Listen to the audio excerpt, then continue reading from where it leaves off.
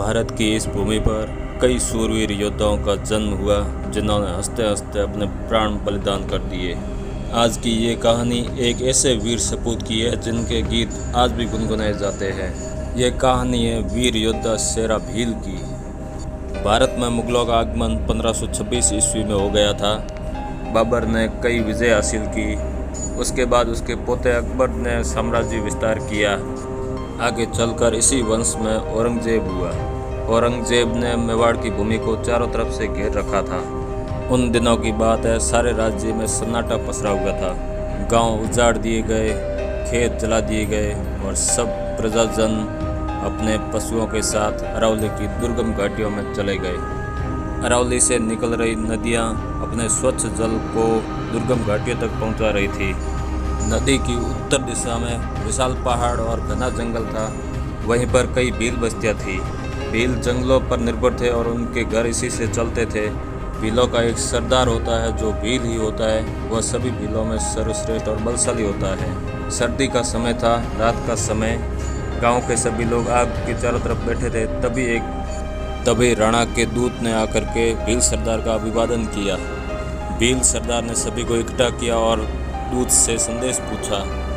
दूत ने कहा कि मेवाड़ के राणा को आपकी सहायता की ज़रूरत है, क्या आप सहायता करेंगे? भील सरदार तैयार हो गए और रात को ही तलवार आदि अपने हथियार लेकर के ऊंची पहाड़ी की ओर निकल पड़े।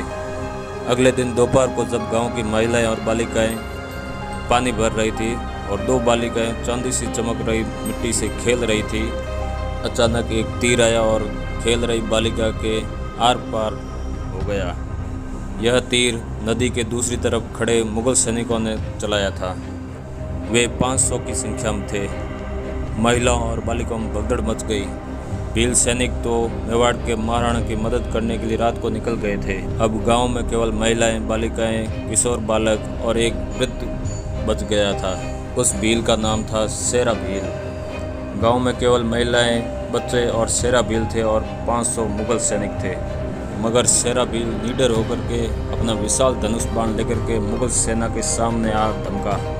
उन्होंने नदी के दूसरी तरफ खड़े मुगल सैनिक को निशाना बना करके तीर चलाया।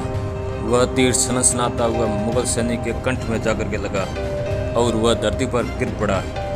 दो महिलाएं ढोल बजाकर युद्ध का संदेश दे रही थी और शेरा भील बाणों की वर्षा कर रहे थे। युवा बालक दौड़ दौड़ के तीरों को इकट्ठा कर रहे थे और शेरा भील के पास में रख रहे थे। शेरा का एक एक बाण मुगलों को काटता हुआ आर पार जा रहा था। मुगल शेरा पर बाणों की वर्षा कर रहे थे।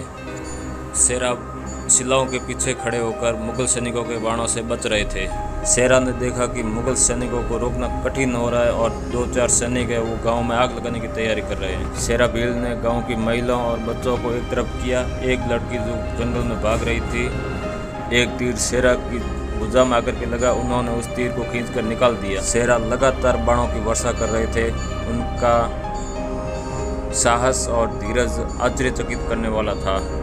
वह बालिका जो दौड़ी जा रही थी, उसने ऊंचे पहाड़ पर खड़े होकर के लाल कपड़े को ऊपर किया।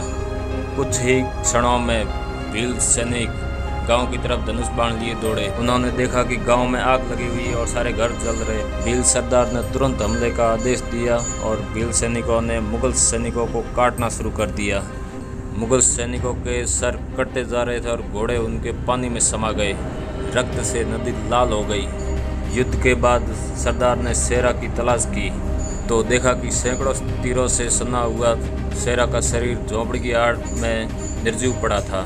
इस प्रकार वीर शेरा भील वीर गति को प्राप्त हो गए। आज भी गांव की महिलाएं वीर शेरा भील के गीत गाती है। चैनल को सब्सक्राइब, लाइक, शेयर ज़रूर करें। इसी प्रकार की कहानियाँ आपको और भी आगे मिलती रहेगी।